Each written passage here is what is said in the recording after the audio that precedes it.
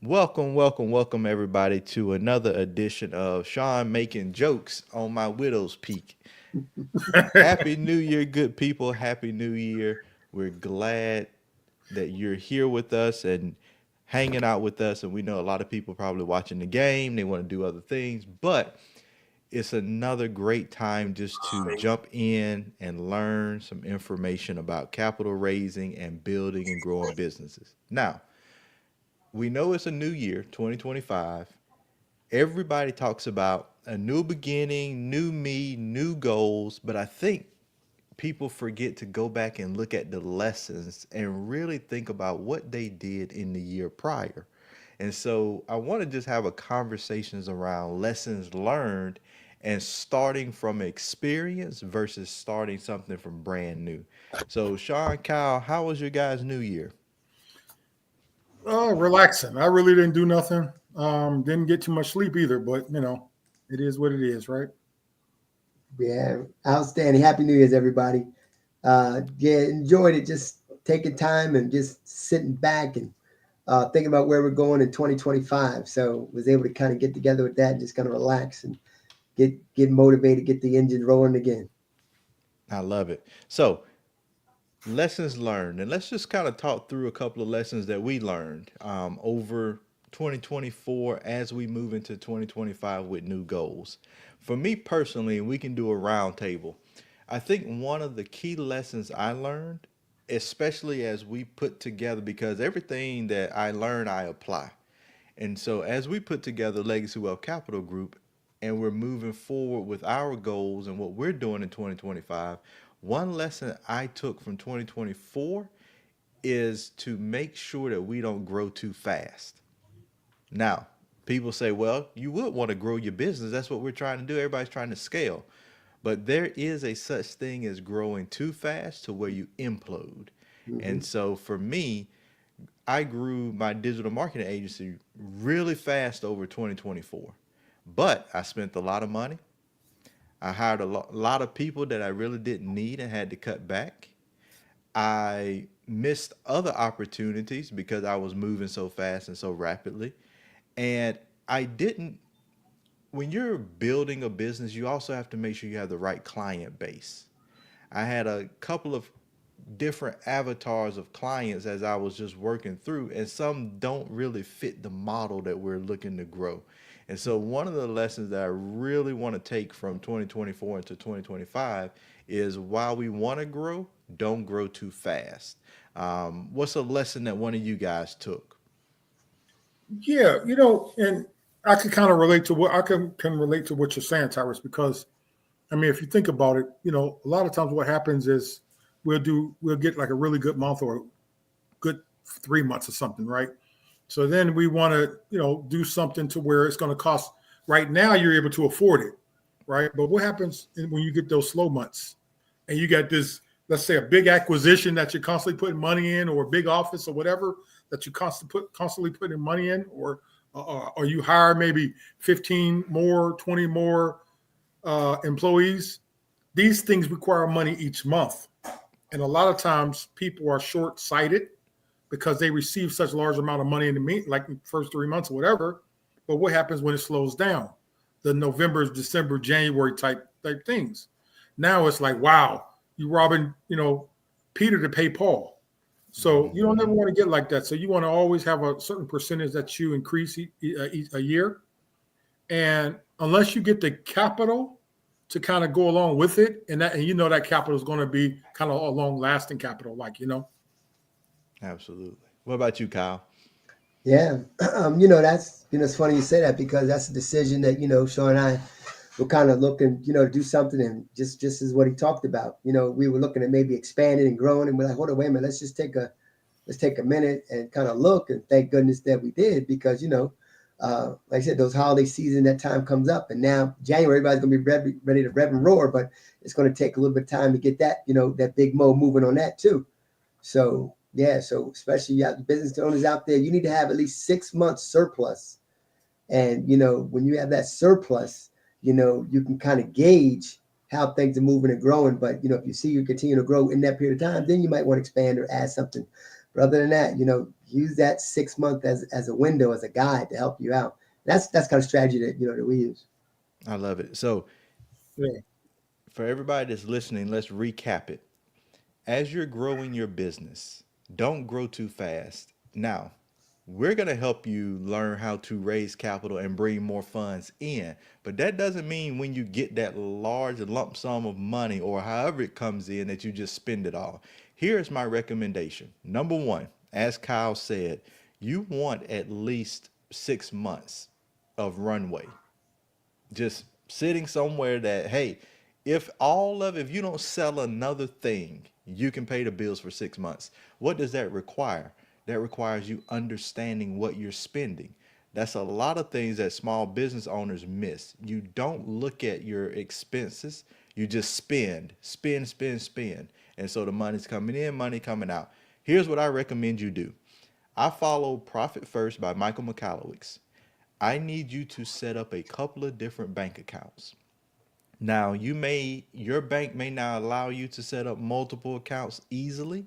If not, there are many banks out there that will let you do it. You can look at Mercury Bank, you can look at Relay Bank, you can look at Novo.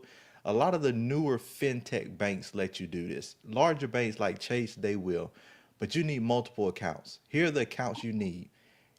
And this is the way I named them. You can name them whatever you want. You need an all income account. All the money that comes in goes into that account. Once the money comes in, it needs to be split into the other accounts. You need a operating expenses account. That's where you pay all the operating expenses. You need a taxes account because you got to pay Uncle Sam. And most of us don't pay our quarterly taxes or estimate them. You need a profit account because you need to profit first and set aside your business profit. You need an owner's pay account to put your salary in because most small business owners don't pay themselves. They try to wait to the end and take whatever's left over. And then you need a savings account, and that's that 6 month account that Kyle is talking about. If you allocate your numbers and break that down, every time money comes in, you move and shift money out, you will run a lean business and you will grow the right way. Because let's just say that 55% of all money comes in, I'm going to use that for operational expenses. Well, if I run out of money, that means I can't buy anything else. That means I'm not going to invest in anything else. That means I have to be really lean and careful about what I'm doing. Because let's just say you raise capital and we show you how to do it and you bring in 300,000. That money has to last you. It's not for you to go and blow it over the next 30 seconds because you want to buy all of these things. And so what are some things, Sean and Kyle, because you guys have helped people raise capital for 20 years now. How have you seen people blow the money? Just some examples of people blowing the money. I mean, I've seen people buy things they wasn't supposed to buy. I've seen people, the thing about it though, let's say you're making, a certain amount of money, right? One of the main things you should be trying to do is reinvesting your money in your business, right? And investing in your business, meaning investing in something that's going to produce you money, right? Not necessarily going out here and getting big offices or buying company cars and doing all of this stuff that's going to take money, but something that's going to keep producing money and maybe bring it in a little bit faster. But I've seen people, they're looking at that, they're getting a certain amount of money, then they go out and acquire something that is not even in their blueprint, not even in their business plan. That's not what investors invested in. They didn't. You're doing technology. They didn't want to invest in no paper company. You know what I mean? So that's one of the big things right there. People just, this company is making such and such money, I'll invest in that. It doesn't work like that. You have to do what you say you're going to do. Because if you don't, you can get in trouble for that. You can get in a lot of trouble. Yeah. Estimated use of proceeds. So, Yep. you have to put that in there when you're in the PPM and you're dealing with that. For those who don't know what a PPM is, private placement memorandum, it's a document, it's the instrument that you use to raise capital. And when you know, that's the reason why it's set up, you know, estimated use of proceeds. I remember I had a guy tell me, he said, yes, I want to get a trike. And I'm like, what? He wants to pay $90,000 for a trike, a depreciating asset. I'm like, man, I said, come on, you got to be kidding me. I mean, you can't be serious. And so I wouldn't work with him because that's what his goal was. All he wanted to do is get a trike.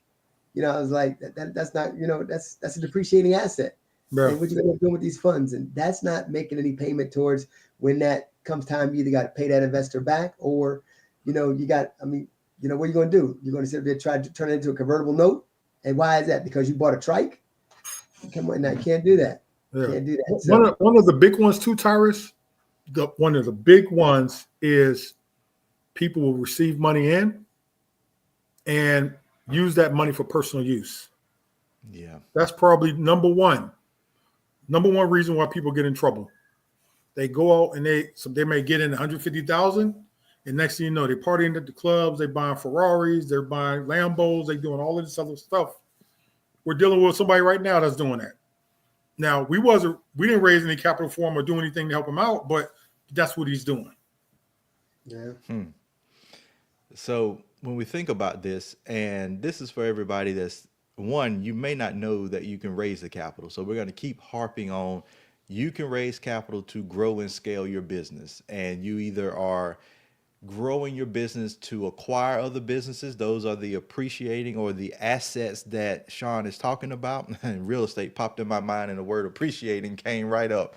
But Sean's talking about the assets that you go and buy with those funds to help bring in more money. Or you can prepare to IPO, go public, and now you're a publicly traded company and people are buying shares in your company.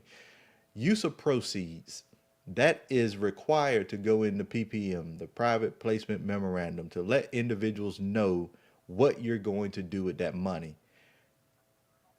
When you're raising capital, and either one of you can answer this, what should go into my private placement memorandum? What should I be using that money for? Give me 3 or 4 things that every company should be investing in. Yeah, I'd Charlie, say you can handle this one. you know, you've got, you know, a couple of things. First of all, you know, you probably have inventory, you know, if you're a business, or if you have, you know, whatever your services are that you do. So you understand that. You probably have talent. So, you know, if you're using payroll, you know, for things like that, or bringing in the right people. And then you might be paying for, you know, your office space, you know, things like that, you know, key man insurance, those type of things, you know, everything that, you know, basically keeps your business moving, functioning. And then you want to start looking at, you know, trying to advance it and take it forward. Again, we talk about that 5% increase, you know, that you can try to gain every quarter. And that's what I would say. That's you know, some of the tidbits that I would say. Talk a little bit about the 5% increase. Where does that number come from? Because I've heard you say it before. Why is that the goal for you guys? Because if your business is not growing, then you're dying. You know, so you've got to be like a tree. You know, every day you got to be growing. And you know, a tree grows from 2 directions. So what happens is, you know, if your business is not growing and staying stagnant, what's going on? Because that means whatever you're doing is not working. Stop that immediately. Stop, make it work. And I have a little bit different perspective, because if you're a smaller company, right? Let's say, I don't know, you're bringing in $1,000, right? Well, if you make $2,000, what is that? You know, but you don't want to make 5. So it depends on the company, right? I think it just depends on the company, because again, you know, if you're a smaller company, that's going to appreciate and that's going to grow a lot faster than a company that's doing a 50 million, 100 million, or whatever. You know what I mean? Unless you have something really special. That's just my perspective on that. Yeah, that's true. You know, if a company's making, let's say, for instance, a company's been around for a while and they're making big dollars, you know, millions of dollars, it's going to be hard to grow, you know, 10, 15%. But like Sean said, if you got a company, you know, you make 1,000 now, you turn around and make another 1,000 next month, that's more than 15%. Yeah. But as far as, you know, if your company's been around for a minute, or even you got to be growing. And so I said 5% is it's a little, I want to say micro way to tell, but you got to be at least growing. If you're not growing, there's something wrong. Something's going on, because you got to be picking up new customers. I mean, McDonald's They know exactly how much they sold at breakfast. They know exactly what they sold at lunch. They know exactly what they sell at midday. They know exactly what they're doing for dinner. I mean, and so they know that like the back of their hand. And that's the reason why, basically, so many people spend money buying a McDonald's $750,000 and know you ain't gonna get your money back for 5 years minimum. But yet they keep doing it. They keep opening up. And companies like that, they constantly have to recreate themselves and recreate promotions, whatever, to get people in, because you have your loyalists that go to McDonald's, right? You have your people that's going to constantly go there, right? But what's going to increase that revenue each year? It's going to be like little commercials like the Sweetie Burgers and Cardi B soup and all this other stuff, that McDonald's carrying, so a lot of people go there and they'll order that stuff, and that's how their revenues will increase. Before it was the toys and the Happy Meals, right? You go there and you get a little action figure, whatever, and all the kids want Happy Meals, I love it. And since we're in a new year, people want to start new things, do new businesses. And I know that for us, we would say any business can raise capital. But what business models or what kind of business would you stay away from? What industries, what types of businesses? Like I heard Mark Cuban, he was like, stay away from alcohol and liquor, stay away from clothing, stay away from music. And he was like, just stay away from that. And he was mainly talking to sports and those types of individuals looking to invest. But as a business owner looking to start something new, I want to come in with a new mindset. I want to raise money for my idea. What ideas should I stay away from? I mean, for me, it would be the industry that's most cluttered. Everybody trying to do rum and vodkas and stuff like that. If you ain't got no experience in it, and a lot of connections, you shouldn't be in that business at all, because it's going to be incredibly hard. Because basically, in the food industry too, right? If you're trying to get into Walmart, and what's going to take somebody else's food off the shelf and put yours up there? And you have famous celebrities right now that can't get a solid space in Walmart because, they got to replace a Frosted Flakes or something like that. Like it's hard. You're not going to be able to do it, right? So, food items are a big. I don't like food items, and I don't like alcohol. I would say, entertainment business. Everybody wants to be entertainment. Everybody thinks they can do it. They can rock and roll. So anytime somebody brings something, we had a guy. Sean and I was at an event and we were speaking, and we had a guy that said he wanted to do a hip hop casino. I was like, "You got to be kidding me! Are you serious?" He said, "Go to Sean. Talk to Sean about it." Yes, I go talk to Sean. I was looking at him like a hip hop casino, like 100% serious. And I'm like, you can't be serious, man. You got to be kidding me. I mean, you're only going to have hip hop artists in there. What's your insurance going to be like with that? You know what I mean? I mean, you can't even get, those events covered when you try to get insurance for them, because they always know something's going to happen. And unfortunately, with our folks, so that's what's going on. Something's going to happen. So it's going to be high insurance, people trying to get in and, the bands with each other, switching them in and out at the bathroom or whatever. You ain't going to make your profit. So, entertainment, I hate to say it, but that's one of the main ones. And the restaurant business, unless you have a chain of restaurants and you've been running it for years, but you're brand new and you got a great idea because you could cook good, man, it's so much waste in the restaurant industry. You need to know how to, make sure that you're, ordering properly. Restaurant business is on a net 30. So a lot of people are not aware of that net 30 ice cream and meats and poultry and things and stuff like that. Net 30, so you got 30 days. So you got to cook the food up and get it done. And if you can't cook it or can't get it 30 days, you got to pay that, So those are two industries I would, stay away from. And I can't tell you how many times you look at a restaurant and look at a place and how long has it been there for 5 years. Look at somebody to open up a brand new restaurant and has it been there for 5 years. Because if it hasn't been there for 5 years, guess what? But you know what you can look at? It's open and it's been there for 5 years? The McDonald's. The McDonald's has been there. The Burger King has been there. The KFC has been there. Even I'm seeing Jack in the Box is closing up. I'm in an area where Jack in the Boxes are closing up, and I'm like, wow. But guess what? Their food is expensive. So it's not, I mean, think about it. It's expensive to buy a Jack in the Box burger, whatever, and all the money they spend on paying Jack in the Box, the clown, to be up there. So, food industry. Yeah. I agree. Those are my top. I don't want to do anything with food. I don't want to do anything with merch. Now, because I want to say, I want to make I want to really slice that. When I say merch, it's because I hear everybody talking about merch. They want to be a coach, they want to be a speaker, but then they want to have a merch line. I don't want to deal with anybody that want to have a merch line. Now, if you want to have a bona fide, legitimate clothing brand where you see all different SKUs of clothes and things like that, I don't want to deal with it, but I would say go for that. But not you got two or three t-shirts and you got a bottle top. That no, that's just you trying to do what somebody else is doing. When I was at 10x360 in August, Brandon Dawson, who sold this company for I think $150 million, he was talking about what industry should you get in. He said go and research the most profitable industries and then get in that. Because I think, and people may disagree, but I think a lot of times people get hung up on, I want to be passionate and love what I'm doing and create a business out of that.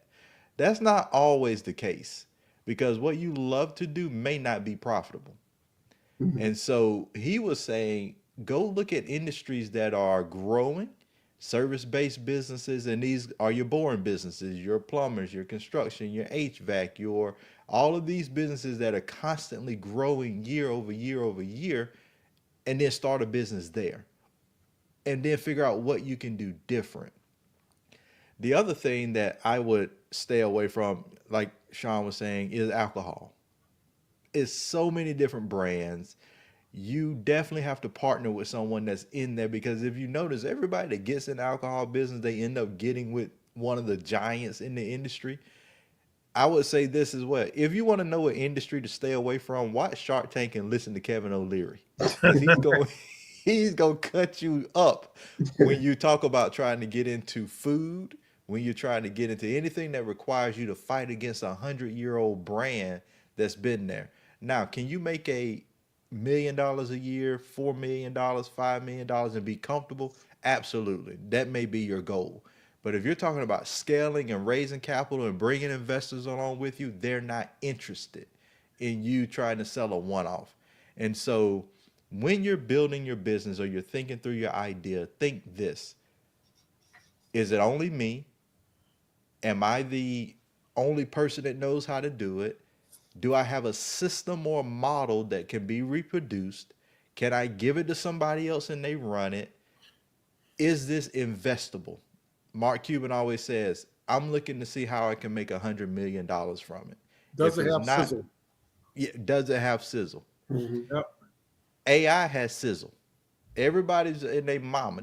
Well, I was looking at Pitch Deck today, and Pitch Deck talks about M&As, merger acquisitions, private equity, venture capital, and the trends. They said the next billion-dollar companies are going to come from SaaS, software as a service, mixed with AI.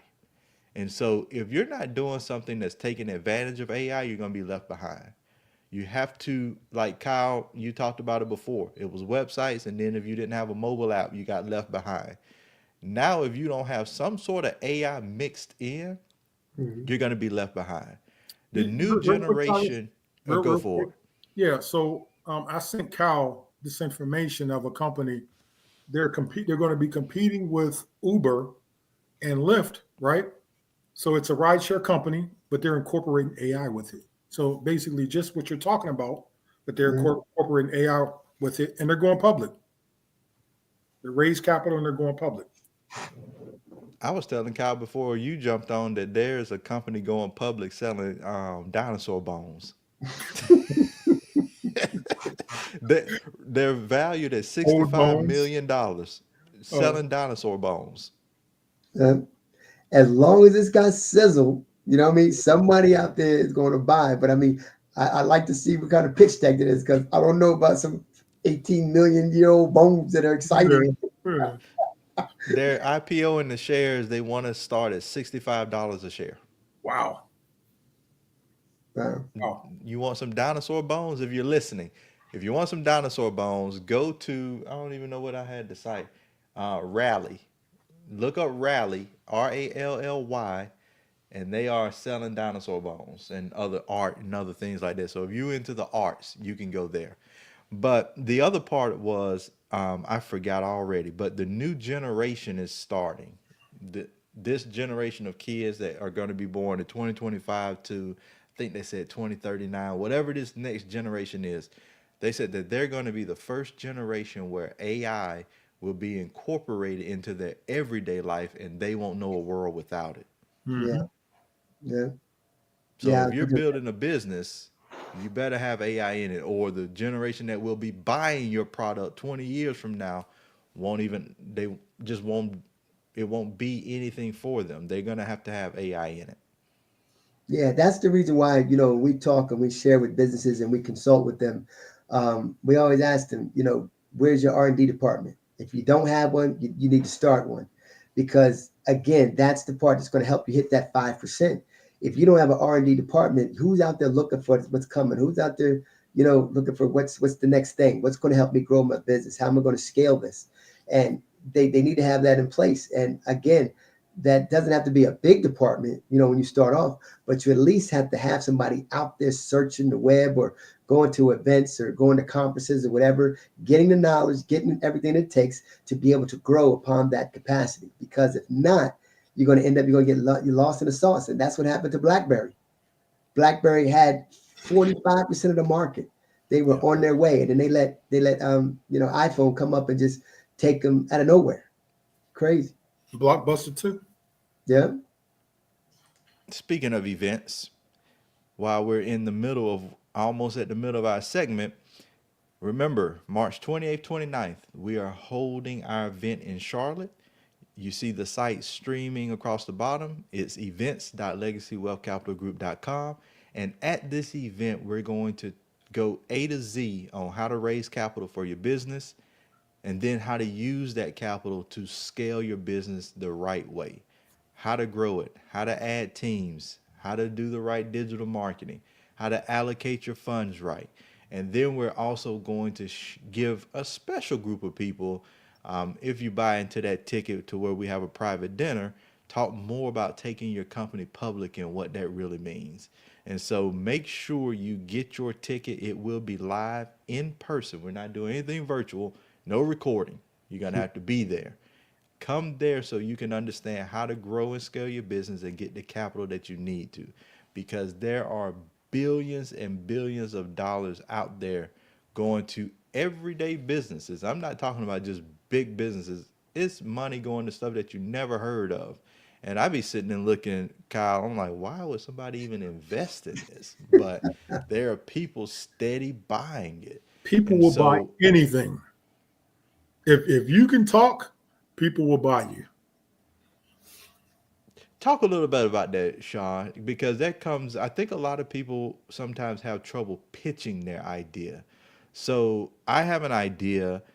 If I can sell it, people will buy it. What are some elements of the pitch that I need to be aware of that I can't miss that I absolutely need? Right. What do all investors look for? What's the number one thing? How much money they can make, right? So if you have something that they believe, right? And you believe based on your energy and based on what you're telling them, that this is the next best thing, and they believe you, people will throw all type of dollars at you. Facebook had 500 investors, right? But there wasn't some big company or anything like that. But venture capitalists ate them up. You know why? Because they're like, man, if these people believed in it, he got Mhm. 500 investors. These some college people. The world should be able to, I bet you the world will believe in this. And look how Facebook took off. Yeah. Companies like um, Amazon, right? Amazon raised got money from the parents. Jeff Bezos got money from his parents, relatives, and then he went out and got 20 investors, and they raised $1 million. So now, when he went to the venture capitalists, and what he gave them was the plan of what you see right now. Yep. Because initially he showed them the books. He said, well, this is what we're doing. But what this internet thing, because internet was new, internet was like AI, right? With this internet thing, it's going to allow us to do this, to do this, to do this, and this. Would be a $200 million company, $200 billion company in the next 20 years. So that's the pitch that he was giving them. So it's the sizzle that he was giving them. It's the ROI, the expected ROI they're going to be able to receive in return. So that's it, Yeah, and Jack Ma did the same thing. If you guys don't know Jack Ma, but Jack Ma, think about it. He's the richest man in China. Now you're talking about the Ming Dynasty, the Qing Dynasty, the Yang Dynasty, all the families in China that you can think of. He's the richest man in China. For those you don't know, Jack Ma is Alibaba. That's the Chinese version of Amazon.com. Alibaba, AliExpress, and stuff that you be buying, right? That's Jack Ma. He only owns 5% of the company. Let me say that again. He only owns 5%. And he's the richest man in China. So when Sean and I have these conversations and we're talking businesses, I don't want to dilute my stock. Are you serious? The richest man in China only owns 5% of Alibaba. I think that's a whole different conversation that goes to mindset, because we want to own as much as we can because we believe that's how you get the most money. But it is the growth of the business being on a public market is where the money comes from. And Sean, there's some separation between this raising of the capital that you talked through, and I don't want people to miss it. When you start out, it is friends and family. Those are your initial. Now you may be able to find some other investor that you may know somebody. There's some sort of prior relationship. It's not just cold. It may be somebody that you knew, that your family knew, and they got a little bit of money. But you're starting out with those people. And if you can get those people on board and raise money and show that you got sizzle, prove the concept of the idea, then when you approach a venture capital firm or a more, what I would say, institutional type firm, then they will believe in you more because you already have traction. And so you got to figure out where you're finding these people and having this conversation. I would just suggest to everybody listening that you talk about your business to everybody. You ain't got to tell them you're raising money. Just tell them, just share your idea, your goal, what it looks like 10 years from now, what it looks like 20 years from now, and walk them through the path. Tell the story of where you see it going, and you'll be amazed at who may say, you know what? I think I want to get on board with that and go along with you. And that may be your first set of investors that you didn't have to close or sell or convince. You convinced them through just storytelling. Can I say this real quick, Tyrus? Can I say this? Yep, go for it. So the new administration talking about privatizing the Postal Service, right? So I'm just thinking about this, right? So if you privatize it, the objective of a private company is to increase revenue each year, right? So how is he going to increase revenue? First of all, obviously you're going to have to pay for stamps and stuff, probably a little bit more expensive, right? But I'm thinking they're probably going to find a way to charge every household to receive mail. Ooh. Even if that's a subscription fee, $99 a month, like a Netflix or whatever. Now you're making billions of dollars. That's how they're going to make money off of it. So these are little strategies that you can look at and have reoccurring revenues for your company, and you can follow that model with your product. You don't necessarily have to charge $800 or $900 or whatever, right? You can follow the Netflix path to create some type of revenue source like that. So these are things that you can do in your business as well. But I was just thinking about that, if they privatize the U.S. Postal Service, they're going to need a way to increase that revenue. And one way of doing it is creating like a maybe a $9.99 a month uh, per charge per household to receive mail. Wow. I actually saw that, and I saw that, that then opens up the door to companies like Amazon, FedEx, UPS to buy them. Yep. We're going to enter a new world because some people, if they privatize it like that and they want every person, how every people can now opt out. You don't got to pay for Netflix, right? But you won't be watching no movies. Well, you ain't got to pay for the mail service, but you won't be receiving any mail. Yeah. That's my thought on it. I mean, but think about it. And what's most of your mail that you get anyway? Mostly junk mail, right? Yeah. Mostly junk. Mostly, so all your bills and everything, you already pay them online. So I mean, so that makes sense for them to say, hey, charge you, and then what are you gonna be paying for? You're paying for all the coupons and everything. You know what? That's the pathway of the check. It was, you writing checks, balancing checkbooks, debit cards came in, credit cards came in. Then you start to see that slow phase away from, we're not sending you checks, you got to pay for these checks. And now companies don't want to accept checks. And if they do take one, they may charge you to take a check. And so that is the natural progression to say, you know what? 90% of what we get is online. Pay Yeah. your bills online. You don't need paper stuff coming to your house. You get your packages through Amazon, through FedEx, through UPS. They've already mastered that. Now, if you want a piece of mail delivered, we'll charge you this subscription. That makes sense.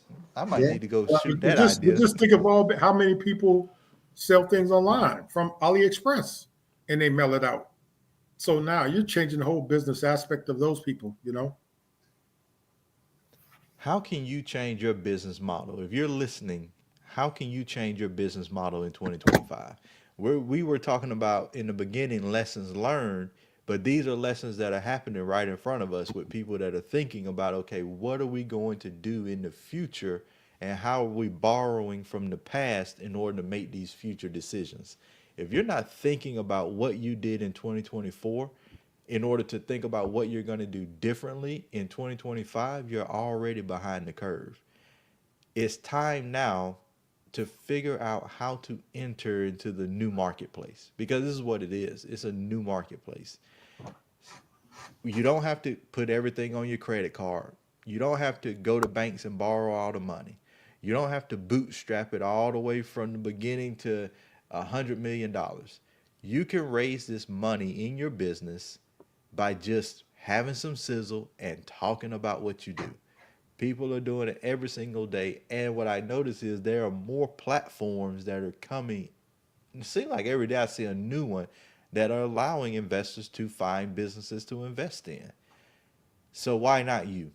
How do you get your company on the platform?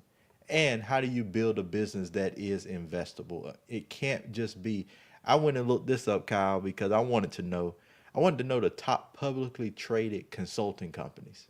Mhm. Because everybody wants to be, and I think we're transitioning now.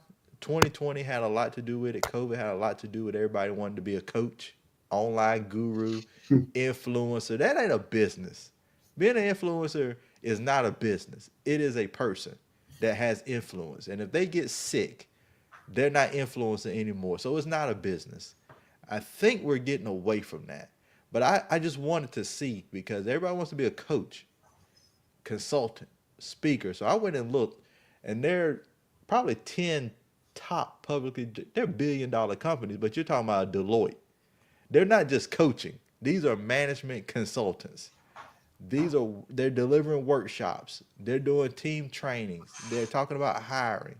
They're helping legitimate businesses build. I will go out on a limb and say this. If you are personal development coaching, you might not raise a lot of capital because that is you. And yes, you can build a brand and you can build a framework and you can build something that changes lives. But I don't see many of those people who do that at a high level focus on only that. Tony Robbins has multiple businesses, Right. multiple industries, and he's a partner in a venture capital firm. Dan Sullivan, he's probably the top entrepreneurial based coach out there. Different businesses. Grant Cardone, multiple businesses. Real estate is where their real money is, and now they're getting into private equity, venture capital. Ed Milet, businesses. Russell Brunson. So I'm naming all the online gurus because I want you to know that they're not making the bulk of their money in coaching or speaking. They take that revenue and, like Sean said, they invested it into another asset that's helping them grow real wealth. So if you are a coach or a speaker, your plan should be, how do I take this revenue and invest it into a boring business that will grow and that will scale? What do you guys think about that? That whole topic. You know, my thing has always been, you know, do what you know, right? So if I have a telecommunication company, right, which we had one before, what we invested in was things that brought more money into the company. You know, especially in the beginning, because first of all, you don't want to spread yourself too thin. Cal and I, we got one of our bad habits was we overworked ourselves, and you know he ended up getting sick, and I got sick later on. But that's a reality, right? I was in my 30s, and I was in my late 30s when I started getting sick. Cal was in his probably 60s when he got sick. but but you know, you can easily get overworked. You can easily get overworked. I mean, especially if you have a good idea, you don't want to spread yourself too thin. You want to put your foot on the pedal, and you know, put your money into things that's going to create more revenue and build up, because that can be your meal ticket. You know, that can be your kids' meal ticket, your grandkids' meal ticket, especially if you took it public, especially if you have a date in mind that you're looking at selling your company. What about you, Kyle? Yeah. I remember, you know, just we were out there searching. I mean, you know, we were a telecom company, but we looked at what the telecom company was doing, and everything the telecom company was doing, kind of what we talked about, we mirrored what they were doing. So the telecom company had an internet side. So we created our internet side. The telecom company they were putting money into voice over IP. So we were paying attention, and we went out to Vegas, and, you know, part of channel partners is Sean signed a deal with a voice over IP company. You know what I mean? And what was really great about it is that, you know, we were only making 10% on whatever we sold. So let's say we charged $39.99. We only made $3 off that. When Sean signed that deal, we got the VoIP service for $5. So we put our own price on it. Mm-hmm. So now we charge $19.99. So we were undercutting what the big companies were doing, but we were still making $15 per client. That was money on activation too. Right. And money for the activation. So, you know, so we learned from them. We learned from those guys that they were like, hey, can we get something off this activation? We get a commitment. No, you can't eat it. Okay, guess what? When we get ours, we're going to charge this too. We're going to charge the activation fee. It was so many things that we learned from the big guys that helped move us along. I mean, you know, we ended up signing a deal with MoneyGram. We wanted to make it so that, you know, customers were coming into the office and paying their bill. Well, now with that deal with MoneyGram, all the MoneyGrams were in the grocery stores. They were in Walmarts. They were wherever. So guess what? Now our clients can go to those places and pay their JMI Telecom phone bill. They didn't have to come to the office anymore. It saved us money because we didn't have to mail out bills anymore. So always thinking like that, always, you know, making sure. And again, I can't stress you enough, getting around other businesses, especially the big ones that are doing it, because the advantage to a small business compared to a big business is that you can move faster. They can't move as fast, but you can. You can stop at a dime, bam, pivot, go, rock and roll, be off in another direction. They've got to take some time, clear it with the shareholders. They've got to make sure the investors are okay with it. They've got to hold off on this. So take those, you know, those type of, you know, what I've just shared with you, take that use it for your advantage. And what you said, Tyrus, too, you know, look for acquisitions that make sense.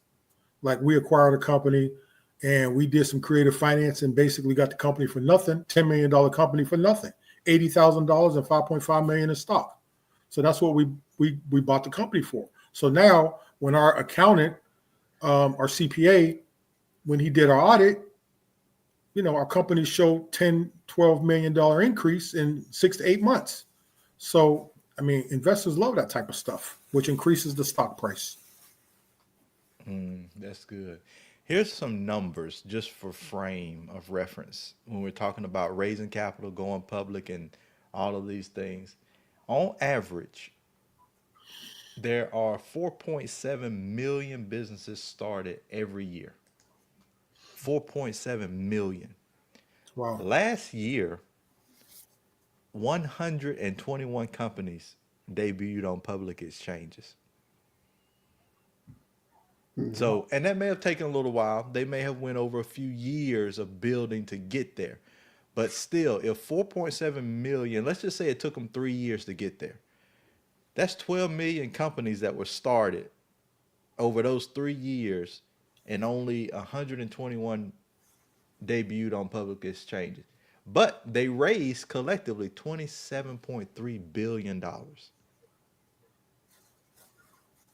When you talk about generational wealth and life changing money, that's where it is. We got to get away from being stuck on, I want to hit six figures, I want to hit a million. That's just the very scratch of the surface. It's not even, to these companies, it doesn't even, it's not, Let it's me not ask you anything to this, though. move the Let me needle. ask you this, Tyrus. Yep. Why do people want to hit six figures? Why do people want to hit a million? And I'm I just curious. think, yeah, I think it comes from the notion of a good job. If you have a good job, you'll hit six figures. You'll make 100 grand. That's a good job. You're stable. And for so long, that made sense. And so when people naturally left from wanting to be an employee to a business owner, you at least wanted to make your salary. Then the next step is, well, I'm now making my salary. I want to be a millionaire, Yeah. 7 figures. I don't know why it stops and where the limitation is from there, because you never hear someone saying they want to be a 10 million worth 10 million, 20 million. You never hear that. Yeah. I just want to get 7 figures. And they stop at 7. I don't know why. I don't know if it's because you don't hear other people talking about, I want to be 8-figure business, 10 figures, 9 figures. I don't know where that disconnect is, but 6 figures, 7 figures. And everything you see online is, I can make you a 7-figure business in 90 days. I Yeah. can make you I can get you 100 grand in 30 days. You don't have to have no kind of business, no credit, no nothing. I can get you a 250K coming through my credit repair. So I Right. think we're limited in our mindset on the quick get rich quick with low numbers. Right. But the thing about it, though, when you're dealing with publicly traded companies, right, it doesn't necessarily go by the dollar amount you make in your business. It Right. goes about it. What happens is it's the hype, right? It's what your business is going to do. There's a lot of businesses that started out small, right, and they went public, but the stock is at 10, 15, $20. Why? It's not at 10, 15, $20 because of revenues, right? They don't have crazy revenues, but what it Mm-hmm. is what they're going to do in 5 to 10 years. What they're going to are they going to be a unicorn in 5 to 10 years? That's what people invest in. So if you take that same mindset, I want to make $1 million, right? Promote your business. You're still going to make $1 million, but if you have 50 million shares in your stock and your stock go from zero, basically nothing, to $10, right? Is that creating legacy for your kids and yourself? Yeah. Yeah, absolutely. We all heard of Chime. Chime came out, fintech company, help you move money around.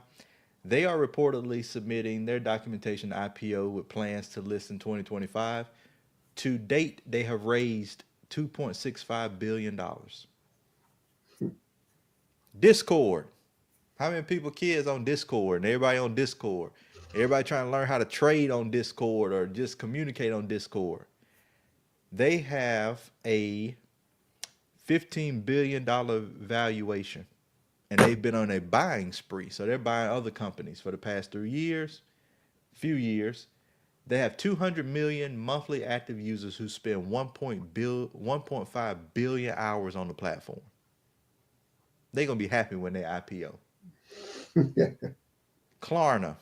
Klarna is that buy now, pay later. That's what we love to go in. Can I pay for it later? I'm gonna use Rent to Klarna to pay own or for it something. Yeah. later. Yeah. They have a valuation of 14.6 billion. They're getting ready, thinking about IPOing. I don't know what liquid death is. It's some kind of water, but they got a $1.4 billion. Panera. I didn't know Panera Bread wasn't public, but they're a private company. They may go public. You There's know the still no evidence of that? valuation on them. There's still no evaluation. No valuation yet. I mean, if you SpaceX. think about it though, Tyrus, right? These CEOs are probably not making $1 billion, right? I'm more than they're probably not making $1 billion, right? Right. But if they have that equity in that company, right, and it hit $20, $30 or whatever, they'll be a billionaire. Mm-hmm. You know, which is crazy. Yeah. SpaceX Elon Musk just started raising capital for SpaceX just this year, talking about it. Its valuation is $350 billion. He's going to take that public. Yeah. And And he's going to have all the contracts now.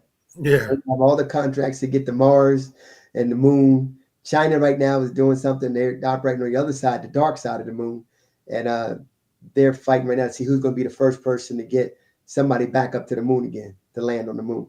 He's just sucking up all the contracts. He's in his boy's pocket. Request for proposals. And then lastly, we got Stripe. Everybody in the world processing through Stripe. Yeah. They may seek to go public. They bought back some employee shares. They set a $70 billion valuation, and they raised $694 million in April alone. Wow. Jeez. So you can't tell me there's not money out there for you to try to raise it. You're no different than them. There's no Right. difference. Oh, they got people. We be in the same boardrooms and same meetings as these guys. They're no smarter than you guys. They just have access. Yeah. That's it. That's exactly it. And they understand that, when they're selling their stuff, think about it. Stripe does exactly what who does. Give me some examples of what Stripe does. What do they do that's different? They take processing, right? They're no different than MasterCard or Visa, right?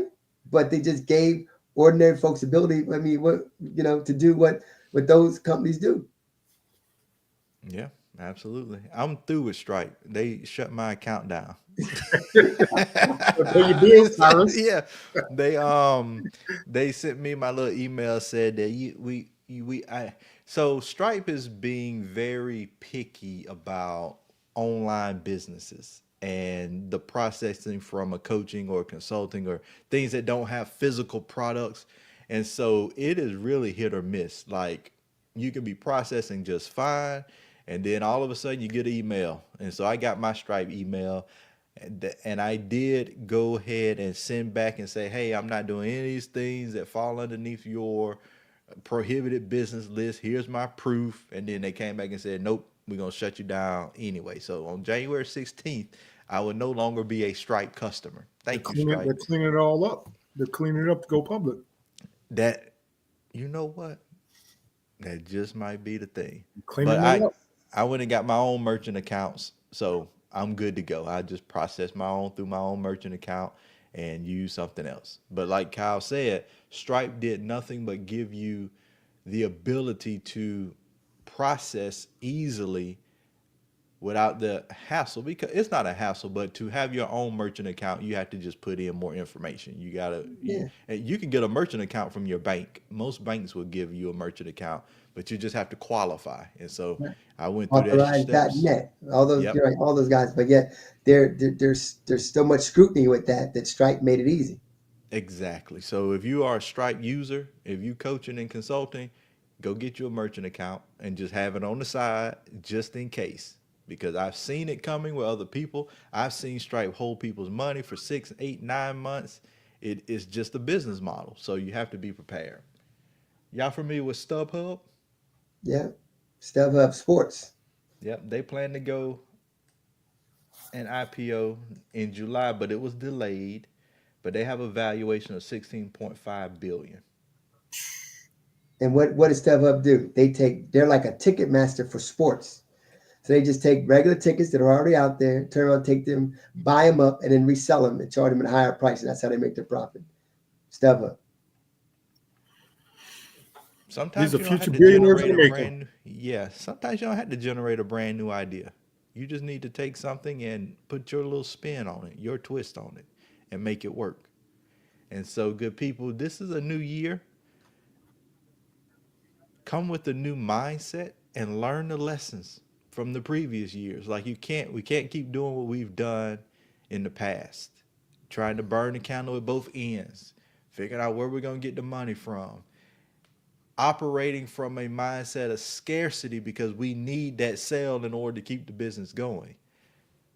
Focus on your business and how you're going to grow it, thinking in that 10-year picture. I talked to a guy who owns a private equity firm, and I just random conversations and thinking about it. I said, you know what, you're interested? He said, send me a business proposal. Short business. Like, you gotta have it. I was talking to Junior, you guys know Junior. I was talking to him the other day, and he said, you know, a lot of things businesses don't have, they don't have a business plan. A lot of entrepreneurs today don't have a business plan. So even if you got a one pager, I'm not talking about the 30-page business plan from an MBA. If you don't have a one pager, how do you expect people to understand what you're doing? And then you need the pitch deck. And then you need to be able to add that sizzle and that belief in it, because if you believe in your product or your service, other people will believe in it too. Mm-hmm. And they might be saying, well, what are you guys doing? Here's our plan of going public. We're going to raise capital. We should be, they told us what the process for what the regulation we're going out take about 4 to 6 weeks to build everything out. So in Yeah. about 6 weeks, we'll be ready to raise capital. And what we're going to do with that capital is our use of proceeds, just what Sean said. We're going to look at staffing. We're going to look at marketing. We're going to look at operations. We don't need no office building. We're going to stay virtual. Y'all done the office thing. We don't need all that. And then we're going to buy a company or two. And as we add those companies in the mix, we're going to grow and scale them using a process. And then we're going to bring other clients in. We're going to do events. We're going to teach raising capital. We're going to grow the capital raising academy. And as we grow those funds, we're going to acquire more businesses. And we're going to chart our trajectory into what we need in order to do a Regulation A and go public. And then once we go public, Kyle's going to be on the beach somewhere. I don't know where Sean going to be. I'm going to still be here, though, with you guys buying more businesses. I'll be on the beach with y'all. You'll just go see the ocean in the background with my drink with an umbrella in it. Already have my sights on Lake Norman. I tell you what, and we're going to do a yacht party. So everybody that's been following us from now, and we'll set this goal 3 to 4 years out. So this isn't we're not talking about tomorrow. This is not a get rich quick scheme or overnight thing. So 4 or 5 years from now,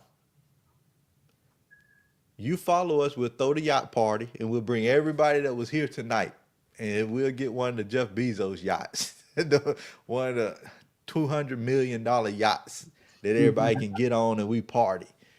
But that's the journey. And then we will be on the stock market, and you can go buy our shares, and you can remember that, you know what, these guys just weren't talking about the possibilities. They went and walked through the steps as well, because that we all want to leave generational wealth just like you do. But what I want to do, and what Kyle and Sean, you guys had the goal and still have the goal of helping 10,000 companies go public. That's a goal. I have a goal of bringing this information and it's not decentralizing it, but making it available to the masses. Because the more and more I read about the Jobs Act happening in 2012, and we're in 2025, and people don't talk about it and they don't know it exists, Mhm. I see that there's something missing. And we just have to bring the information because I don't want people just going to get loans and thinking they have to take on a whole lot of debt in order to grow. And then they go out of business and then they end up having to pay that debt back anyway, or they default on it. I also saw that the credit card industry said this last year was the largest default in history that they've had. Wow. Trillions of dollars Hmm. defaulting in Wow. credit card loans. So don't go into debt in your business. Learn how to raise capital. You can start by joining us in Charlotte, March 28th, 29th. We will go through over those 2 days everything you need to know to make yourself successful. Now, we've been on here a little over an hour. That hour went by fast. Yeah. I was supposed to jump off. I was going to get on here and give y'all about 15 minutes, and then I was going to go watch the rest of the Georgia Notre Dame game. Oh, Joe, they playing tonight? Yeah, they played Okay. tonight. Any last things that you guys want to share as we move into this new year? We know our game plan. We know what we're doing, what we're working on. Any last things you guys want to share before we get out of here? I just think that 2025, you got to be thinking about your business and you got to grow your business. And if you have the opportunity to raise capital, give us a call. Hit us up on the on Capital Raising Academy. Schedule appointments with us. And when you promote your business, think about the time frame for you to go public. Take that journey. 2025, we got to think different, guys. Yeah, I would say, if you're sleepless nights and trying to figure out, how you're going to get through payroll and how you're going to get things done, how you're going to, pay that office rent or things like that, what that means is that you started a business, but you probably didn't understand certain things that had to be in order. This year, invest in yourself. Invest in yourself for your business. Learn these skills, learn these techniques, because once you learn them, again, now you have them to go on and on and on, and it's going to help you more than you could imagine. Think about it. Sean and I, we always share with you, and especially when you see our webinar, we talk about we were venture capitalists before we were businesses. So we learned how to raise capital, how you do it, how things are done, dotting the I's, crossing the T's, attention to detail, especially if you're looking to raise large amounts of money. You can't raise large amounts of money and not have your things in order. So if your stuff is not in order right now and you're missing payroll and you're doing certain things, get to this class. Get here to this class in person and learn the steps that it takes for you to be able to take your business. Thrive in 25. All right? Make sure you do that. But we're looking forward to rocking and rolling with you. I love it. All right, good people. That is all. That is all. We will not be here next week. I ain't tell Sean and Kyle. I'm telling everybody together. We won't be here next week, and we will see you the week after. So make What's going sure on that next you week? tune in. I got to teach a class for a county here in Maryland, BGAP, PG County. I'm Okay. teaching a webinar for them, business owners here. So I'll be going through operations, digital marketing, and then I'm gonna throw in the capital raising on their end as well because that's what they need. So we Of won't see you, course. good people. Enjoy yourselves. Be safe, and we will see you in 2 weeks. All right. God Once again, bless you happy guys. New Take Year, care. everybody. I almost left the studio.